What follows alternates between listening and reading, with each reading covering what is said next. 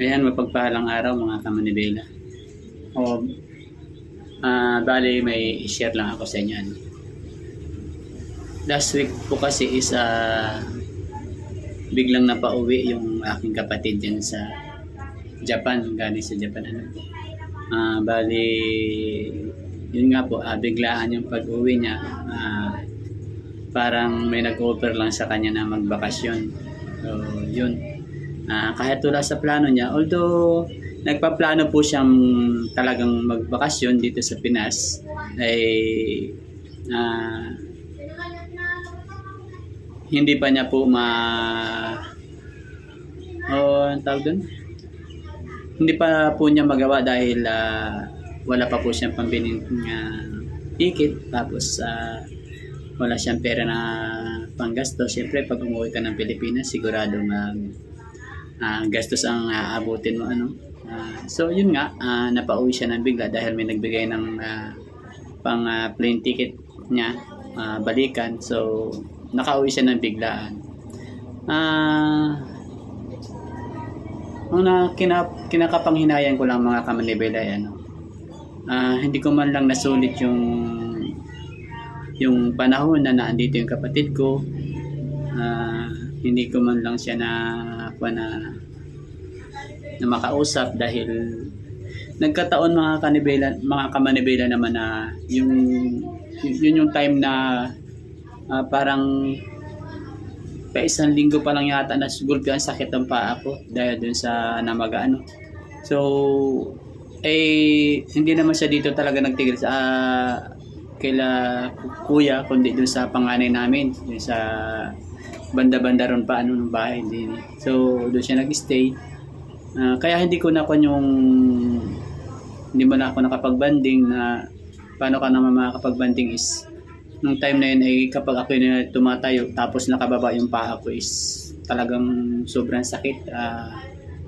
Yung sabi ko nga doon sa video ko na kapag parang tibok ng puso ko, doon pumupunta yung parang dugo. So pag parang na-circulate yung dugo ko, yung pinakantibok ng puso ko is doon nagpaka-antak-antak sa paa ko. Kaya hindi ko man lang makasama ng matagal makipagkwentuhan sa mga kapatid ko. Tapos ang isa pa doon, para akong isang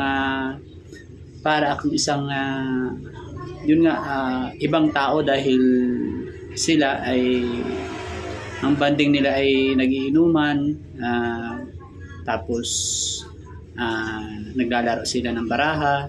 So kaya yun, parang hindi ko naramdaman na yes, umuwi siya. Isang linggo lang naman siya. Pero yung hindi ko sila nagkabanding man lang kami na talagang yung katulad noon na lagi akong kasama sa lagi kasama sa mga gayakan. Kapag nung nag-outing sila, hindi ako kasama dahil masakit nga yung paa ko. So yun, nakakapanghinayang. Pero katulad nga nung sinabi ko is yung panbanding naman nila although di man umiinom yung kapatid ko is yung iba ko pang kapatid na mga mag-iinom magbabarik kung tawagin dito sa Pinamalayan ay hindi naman ako katulad nung una nung huling uwi niya, parang 3 years na yata yan o kung 4 na taon na is umiinom pa ako noon ng tuba tuba yung So yun, nakakabanding ko pa siya nung uwi niya nung nakaraan, dahil pag nagkayayaan yung mga kapatid na uminom ng tuba, ayun, nakakatagay ako noon dahil hindi pa naman ako totally Christian noon.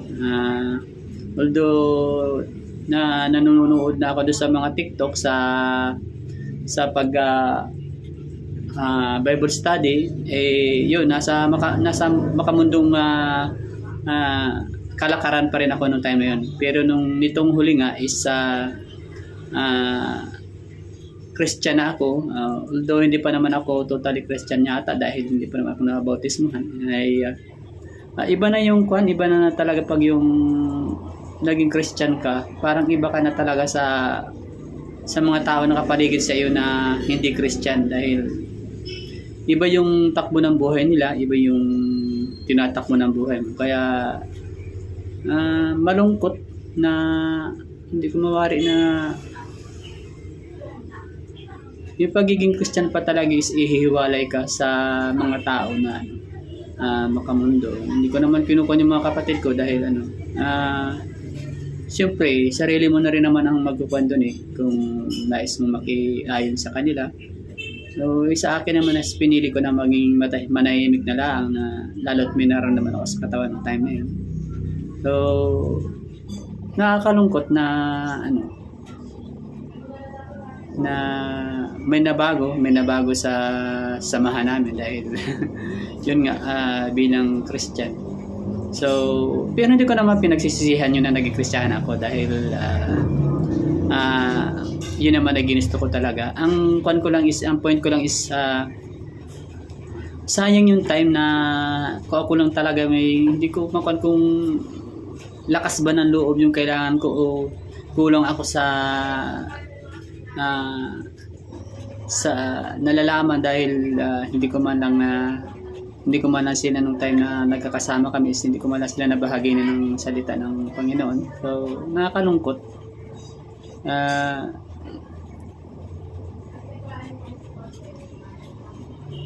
Sayang yung time dahil katulad ngayon umuwi na ulit sila nung isang araw, nasa Japan na uli. Although may communication naman kami, sana sa paraan na kahit sa online lang is makapag-share man lang ako sa kanila ng mga encouragement na magbalik loob sa Panginoon. So, sana yung mga pinupost ko na mga Bible verse is binabasa nila at isinasa puso at isinasa buhay nila. Dahil yun yata yung isa pa sa nagpapabigat sa aking kalooban na yes, nakakilala ako sa Panginoon. Lumalakad ako sa nais niya. Pero yung mga mahal ko sa buhay na malalapit sa akin is naiwan sila dun sa mga gawa ng mundo. So, yun, nakakalungkot. So, yun na mga kamanibela, nakapagkwento lang ako dahil walang magawa. At maulan naman dito sa Pinamalayan, Oriental Mindoro. Kaya, ayan. Sa mga nakakaranas po ng mga malalakas na pag-ulan sa ibang lugar, God bless. God bless you all. God bless us all at ingat kayo palagi. Yun lang po, mapagpalang hapon po, mapagpalang araw sa ating lahat. Ingatan kayo ng ating Panginoong Hesus, ng ating Panginoong Diyos Ama at Banal na Espiritu. Ingat kayo palagi. Bye-bye!